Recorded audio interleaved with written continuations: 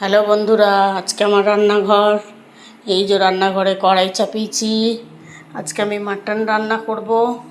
এই যে তার জন্য নিয়েছি 150 থেকে 200 গ্রাম পেঁয়াজ। এই যে দুটো টমেটো কেটে নিয়েছি। তার মধ্যে হচ্ছে 1.5 চামচ কাশ্মীরি লঙ্কা গুঁড়ো, 1/2 চামচ হলুদ গুঁড়ো, এই যে কাঁচা লঙ্কা 8 থেকে 10টা, টক দই। রান্নাটা ঠিক বিয়ে বাড়ির মতো হবে, তার জন্য দালচিনি দিয়ে দিলাম। এই যে পেঁয়াজটা দিয়ে দিলাম। পেঁয়াজটা ভাজবো, পেঁয়াজটা লাল লাল করে ভাজবো। লাল লাল করে ভাজা হলে তারপরে মাটনটা দেব।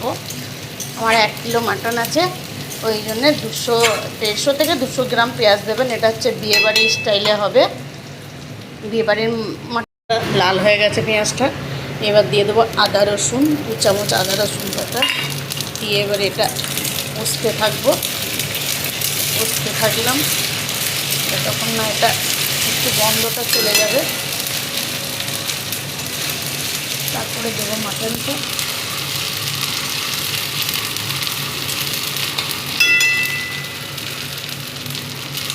দেখুন বন্ধুরা, 1.5 চামচ লঙ্কা গুঁড়ো, কাশ্মীরি লঙ্কা গুঁড়ো, 1/2 চামচ ধনে গুঁড়ো, 1/2 চামচ হচ্ছে হলুদ। আর দেখুন টমেটোটা। এবার দেবো হচ্ছে নুন। এর মধ্যে দিতে হবে নুন।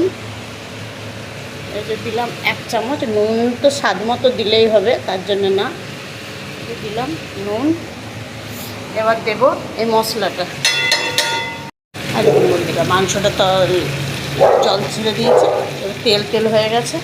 এবার দেব টমেটোটা। টমেটোটা দেব। টমেটোটা দিয়ে এবার নাড়বো, গন্ধটা মরে যাবে।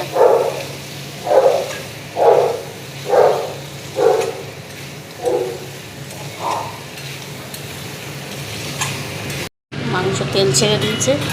এবার দিতে হবে কিন্তু গরম জল। জলটা দিলে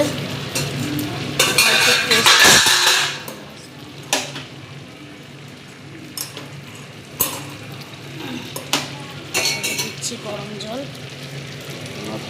গরম জল দিলাম।